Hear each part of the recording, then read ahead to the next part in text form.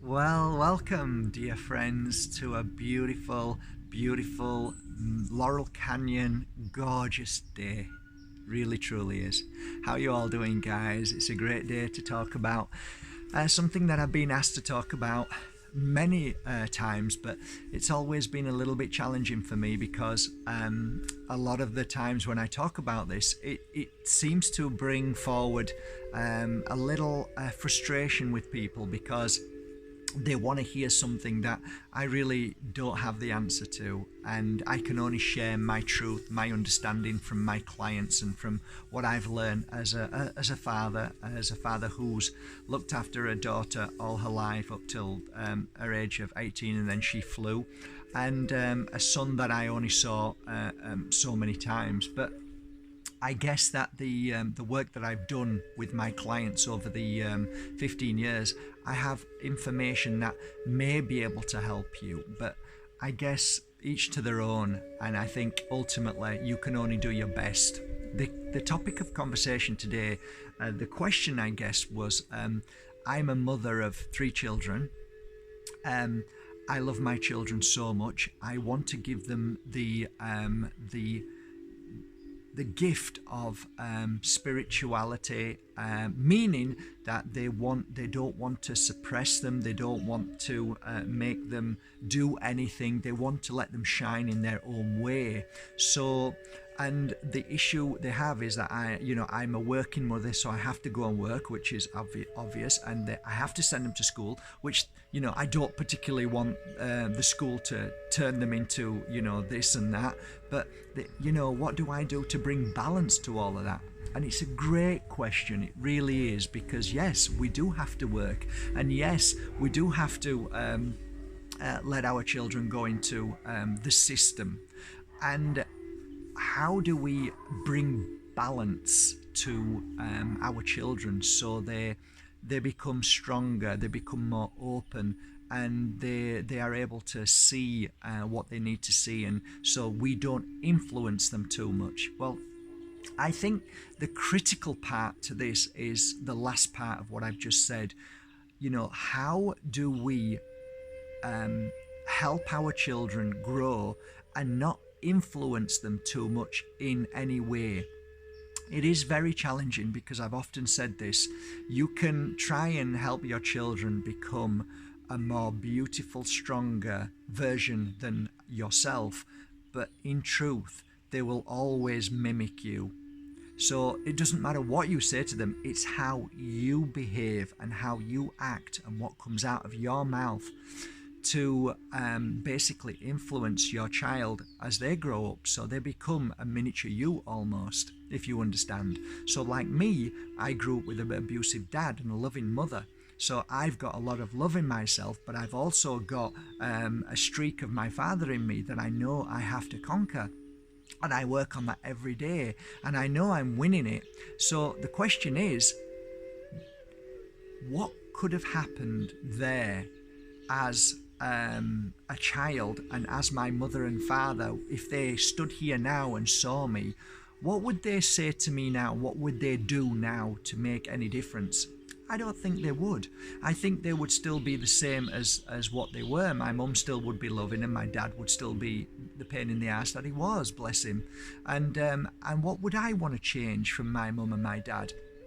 I don't really want to change anything because it's made me who I am. I can see the love from my mum, which I want to share with the world, and I see the anger from my dad, which makes me understand what anger is within myself and around me, and to grow stronger than. If I just had love from my mum and dad, I would struggle with what hate, anger, abuse is. But because I've experienced it, I'm able to understand it more and then become a stronger soul, and hopefully take that on board and break the mold of my father and be loving towards my children, which I did. So ultimately, what I went through in life, through my schooling, where I got abused by my teachers all the time, I went to Catholic church, and again was abused by the church with many priests, and the way they treated me was so horrifying. But I've become the man that I am because of all of that. I don't hold negativity about it, but I do have moments where those feelings come back of what happened to me, and they're the memory of who I am. I wouldn't change the memory of who I am because that helps me become a better person in life, and I am more understanding, I am more aware. If I don't fall off my bike, how can I tell somebody how to ride a bike, you know? Oh, you ride about like that, but what if I fall? Well, I don't know, mate, I've never fallen. So you don't really know how to ride a bike. Well, I do know how to ride a bike, but I've never fallen. So which is it? Who's the master? The master who falls and gets back up and rides, or the master who never falls? So you've got to understand that life is all about falling and letting your children fall. You have to let your children go into wherever the system is, or walk on the streets, or play with other children who are aggressive, who are beautiful. That is life.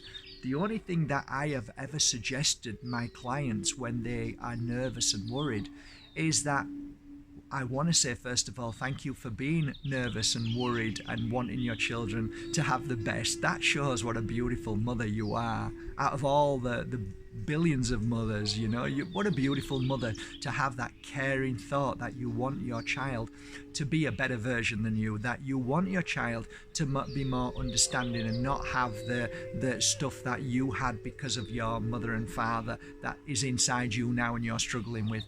But ultimately, guys, we all have that. That's part of the journey. That's the whole point.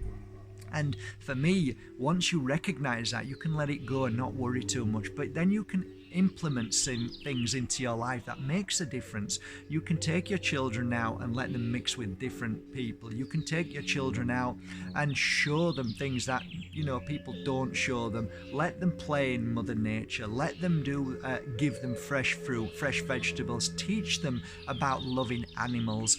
Let them go to a petting farm. Take them to places where real life is. What is real life?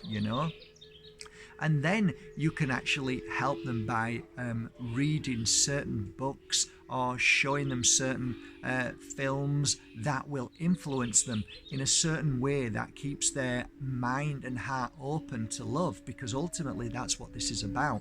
The more love you give your children, the more love you share with your children, the more opportunity you give your children to become loving towards animals, towards other children.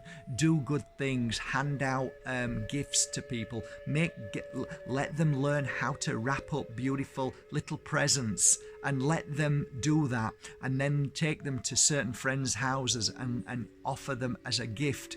So the other day, Layla and myself were filming for the crystal that was drawn, and there were some children behind us while we were talking. It was so beautiful.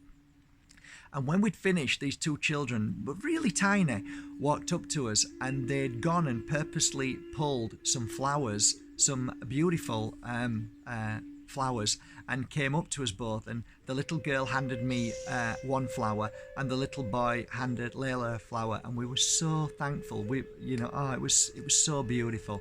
And then they came up to us again and did the same again afterwards, and it was so nice. And when you see this is the ultimate of love. When you see a child wanting to gift freely from their own heart, you've got a beautiful child who's heading in the right direction. So somebody once asked me 15 years ago, Mark, who are you? And I said, well, I'll tell you who I am. And this is how I describe myself. When I was a little boy, my father and my mother and myself and my two brothers and sisters used to get inside a camper van, a VW camper van, and we used to drive all the way to Poland. And while in Poland, we used to see the beautiful mountains and fish and do lots of wonderful things together. And on the way back, I always used to buy some Polish sweets in a brown bag. And the whole journey there and back, the most important thing for me was the excitement of getting out of that mobile home, running to my friends Andrew and Michael and Nigel and giving them these sweets. Do you understand? That is who I am. It was a natural thing that brought me more joy than anything. And if you are a mother wanting to know how you can help your child become more spiritually aware, more beautiful, more powerful, more amazing, I think a good start is to help them understand the art of giving, of sharing, because that is the most powerful foundation of changing the world. And if in the back of your mind you want your child to be ultimately powerful, rich, in control, I can't help you there. That I don't know. But what I know is who I am and how it's helped me in my life, and how now a man at 50 years old, or is he 51? I can't remember. Born in 67, so I think I'm 51 or 50. I can't remember. But a guy who now stands before you, who is very sensitive, who feels people's pain, who gets over it quicker, who loves to help and share and make a difference in the world. And ultimately, on a balance, am I happy? Most of the time I'm happy. I would say 90 to 95% I'm happy. I wake up happy for no reason. I feel happy through the day. Nothing really makes me feel happier than just happiness itself and being at peace with myself. So, you know, if you said to me, oh, Mark, you've won 5 million, you know, it wouldn't make any difference to me. That wouldn't. So I feel I've overcome those things that people feel they need to be happy. So I'm happy just being. I'm just happy being at peace with myself. I'm happy walking in nature. I'm happy doing whatever I'm doing during the day. I'm happy cleaning. I'm happy doing everything, you know. So I think I can speak about on a level of happiness that I found my happiness through my truth, through what I feel is important in life.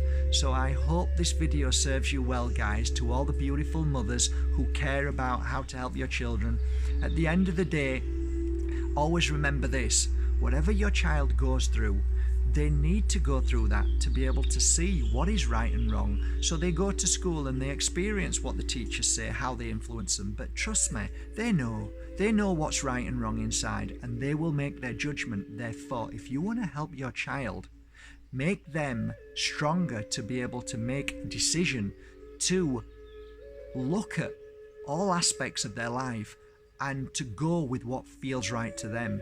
So by influencing them in the way to believe in themselves, by letting them make their decision to what's right and wrong, by saying to them, here's the choice, here's your choice, by giving them a choice, by helping them in a way that isn't stubborn, isn't this is how it should be, my daughter or my son, letting them experience them, not being saying this is right or wrong, just saying what feels right to you. And by saying this to your children, by asking them, they then bring their inner power. They then start to look at themselves as the decision makers, what feels right, what feels wrong. And by having a conversation as they get older, that also is a wonderful thing. So talking to your children and letting them express themselves, not being the teacher, but actually being the pupil with your children, letting them become stronger and let them think, wow, my mum allows me to talk. My mum allows me to share my truth so I can teach them. So then we allow them to become the teacher and the pupil, which gives them inner strength and inner power. I guess that's it, guys. I hope this makes some sense. I really do. I hope you're all okay, guys. I'm just looking at the camera because it's nearly 15 minutes. Have I talked too much? I think I've talked too much. Just on a final note, guys, I want you to know my first born child was Nico. Nico basically grew up with his mother and his his other father. He's got two fathers. So I was only there intermittently, and we laughed and joked most of the times. I was a silly dad, doing silly things. I was just as childish as my son. My son's ended up beautiful. My daughter, I ended up being, again, a silly dad, but there all the time. I wasn't like an old man telling his daughter what to do. I don't know if you've watched any of my videos, but my daughter actually told me what to do from a very young age. When she hit 8 years old, she was actually influencing me, teaching me, so she was my greatest teacher. So it's very difficult for me to tell you how to teach a child what to do, because my child taught me how to behave and how to be.